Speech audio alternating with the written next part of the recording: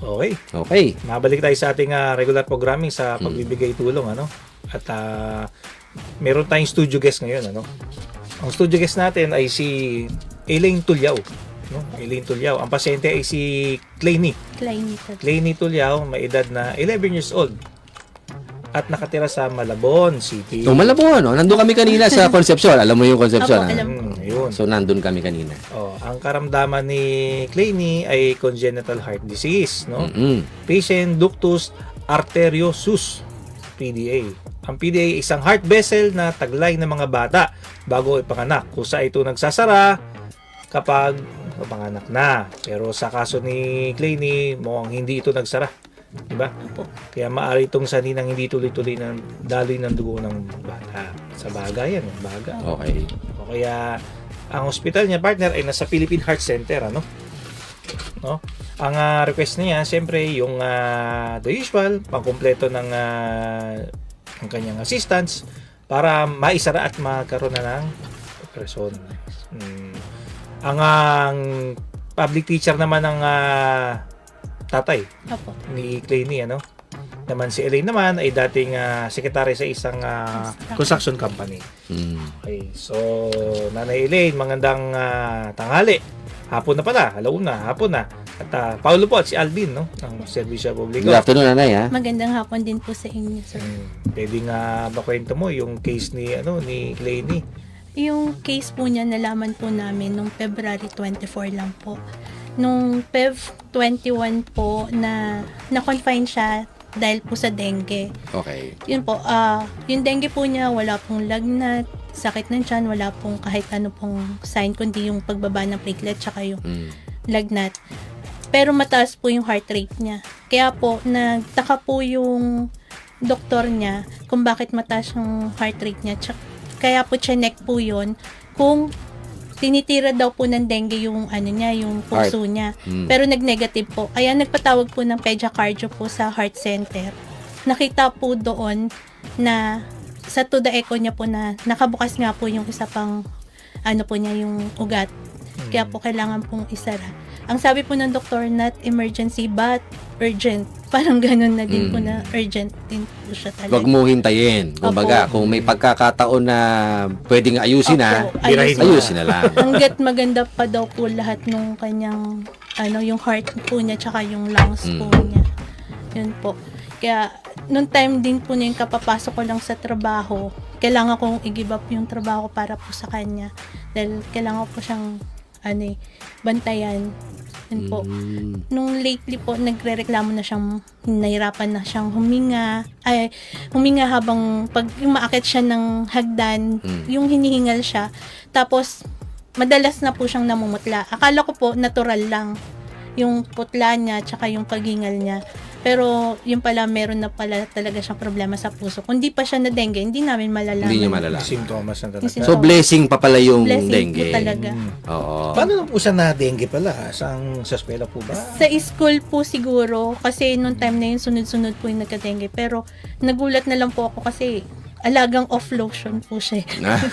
Yun po.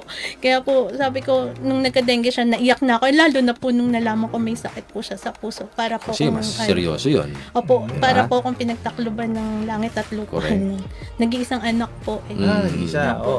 Kaya nga, tinatanong sa kanina, kasi may newborn na eh. Opo, hindi Dapat po siya nakita doon. Newborn screening, kung tawagin. Tsaka dapat po, nalaman po nung pedya pa lang po niya nung pagkapanganak na may murmur po siya, pero hindi po siguro narinig. Yun po. Kaya, umabot po hanggang 11 po siya. Buti, blessing in disguise yung Yung dengue po. Dengue, parang pangit sabihin na pasalamat ka, di ba? Na-evaluate sa totally pala. Opo.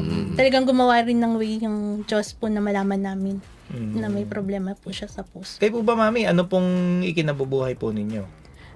Nung kapapasok ko nga lang po sa trabaho, yun po, natigil po ako. Nung Feb 14 po ako nag-start, Feb 20, hindi na po ako nakapasok. Tapos, yung asawa ko po, teacher po siya. Ay yung kinikita po, sapat lang po para sa pang-araw-araw. Saan po teacher si Kanumay East Kanumay, Elementary. Kanumay. Kanumay. Valenzuela. Kasi dati corporate secretary ka, ngayon ang tumatayo na lang sa ang financier sa pamilya ay ang provider si tatay na lang talaga. Si Mister, oo. At public school teacher. Siyempre, hingit sa kalaman naman, ang public school teacher, hindi naman ganun na nga ang sahod na yan, di ba? Siyempre, marami pa pagdadaan ng proseso para mga...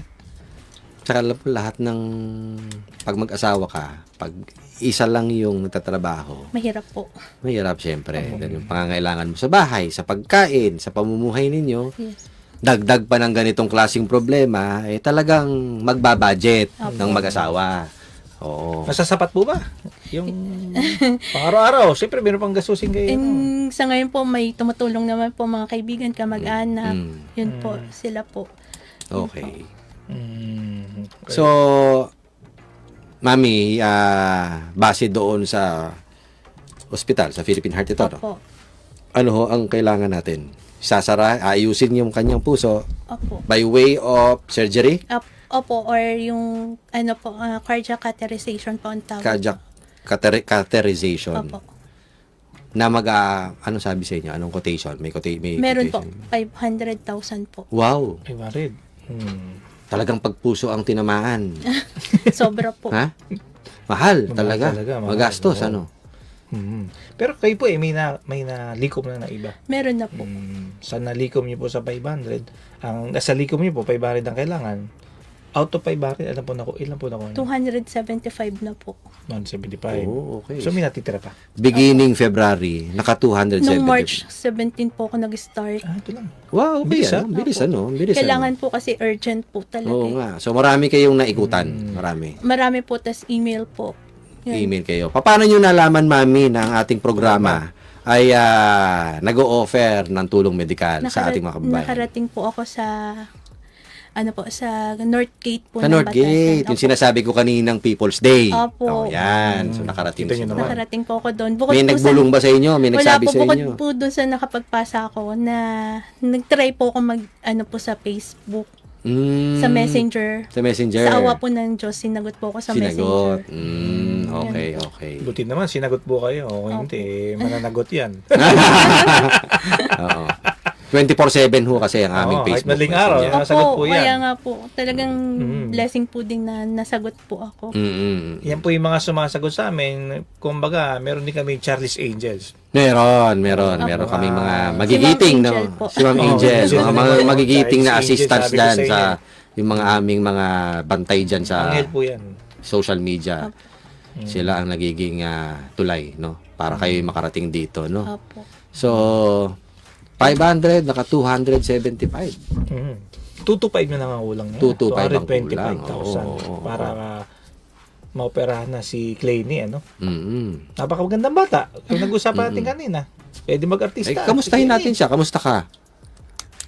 Okay. Emosyonal.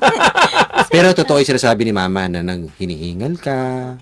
Ano Napapansin nararamdaman mo mo? na- Sige. Ano nararamdaman mo? Lapit mo yung mic. Ano nararamdaman mo? Okay. Unang naramdaman mo na parang may problema. Anong Hinihingal. Nung hindi ka pa nagkakadengge, anong nararamdaman mo sa Kahit sarili mo? pababa, hinihingal ako. Kahit daw po papaba. So ang ibig sabihin nito, basta may activity siya. No? Kasi Physical pag activity gumagalaw, yan. pag may physical activity ka kasi syempre tumataas ang heart rate mo. 'Di ba? Kaya yung iba tumataas heart rate, tumataas ang presyon kasi gumagalaw ka. Ngayon, kapag may depekto, may problema doon sa puso, mas madali kang mapagod. No? Kasi nagpa-pump yung heart pagka yung may physical activity ka. Yun yung nararamdaman mo. Pag naglalakad ka siguro. Pag kumakain ka, hindi ka ba hinihingal? Hindi naman, ano? Lakad. Paano pag PE mo? Yan, sa school. PE, sa school. Hinihingal rin. Hinihingal. Alam ng teacher naman ho ito, ano? Nung Ngayon, lately. Ito lang po. Pero hindi po namin alam Kasi akala ko lang po, natural lang na napagod lang po siya. Pero yung napapansin na din po siya na namumutla po siya madalas. Tsaka po meron pong isa siyang problema po, yung regla po niya. Nagtuloy-tuloy po ng ilang months yun. Nakailang nakailang OB-GYN. Okay naman po lahat nung blood test po sa kanya na ginawa. Yun pala, dun din po ata nanggagaling sa yung Kasi systemic pressure po. Opo. Pressure. Doon, Mami, systemic lumalabas. lahat ng Sobrang dugo. lakas niya. po talaga pag nagkaroon siya at haba ng araw. Tuloy-tuloy, may 1 buwan, 2 buwan po. So, doon pala yun. Opo, Parang doon mga po. ano yan, no? Si system yan na kasi. Opo. So, Clayny, gusto mo nang gumaling. Ready ka nang gumaling. Ha? Gusto mo na ma-operahan? Pangarap mo na gumaling ka. No? Kahit na masugat yan, okay lang. Basta gumaling ka, no? Kasi, syempre, marami pang pangarap si Clayny. No? Ano bang Na gusto dapat niya normal maging, ang kanyang buhay. Ano bang pangarap mo? Ano gusto mong, pag laki mo? Architect. No, tinan mo. Ba? Ang galing, Architect. Yun na talaga. Doktor. Architect. Galing mag-drawing. So, yun ang nilalapit mo sa amin. Gumaling ka na, no? Well, anyway, Paolo, kulang-kulang 225 yung kailangan.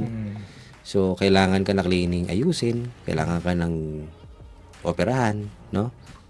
Kasi habang malakas ka, kailangan maayos na yan, no? So, gagawin na lang ng programa natin, yung serbisyo publiko sa Abante Radio, ibibigay na yung kakulangan sa'yo.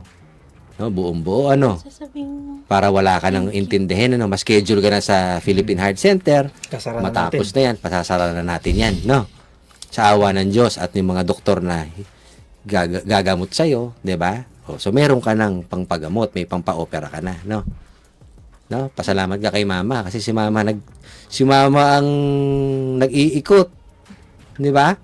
Para matapos na yan. Doon ba, Mami, doon sa 500, operation na ba yun? May gamot bang kailangan? yung gamot po, yung pampatulog po ata kami ang bibili po.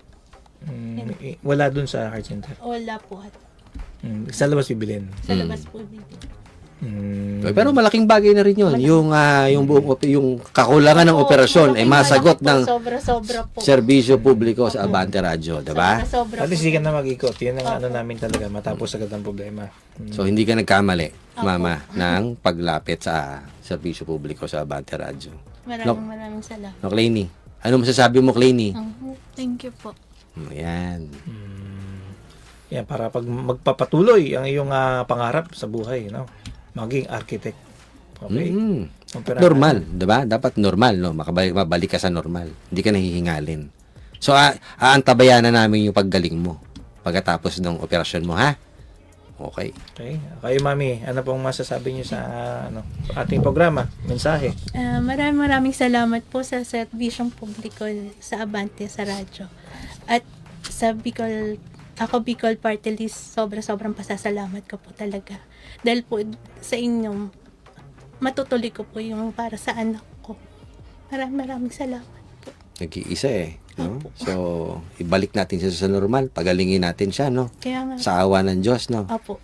Tsaka alagang-alaga ni Mami. Sa galaw ni Clayny at sa galaw ni Mami, talagang baby talaga niya ito si Clayny. Opo, kahit may trabaho po talaga ako. Nakatutok pa rin ako, tawag ng tawag sa kanya. So, Clayny, alagaan mo rin sa Mama, ha? Ha? Kailangan malakas sa loob ninyo pareho pagkapapasok ko na sa operating room, ha? Dasal lang, ha? Laging prayer, ha? Kay Jesus. Okay? Okay? Sige Thank you po. po. Sige Thank you, po. thank you, thank Diyos you. mabalos, ha? Tabayanin po God yan, bless you. Tututukan pa kayo ni ang ating anghel. Okay po. Sige po. Thank Sige, you po. sige. God bless po. Bye-bye. Okay. Bye-bye, Thank you po, Clayny. Papa. Bye-bye. Thank you. Sige po, sige po. Si Clayny, no?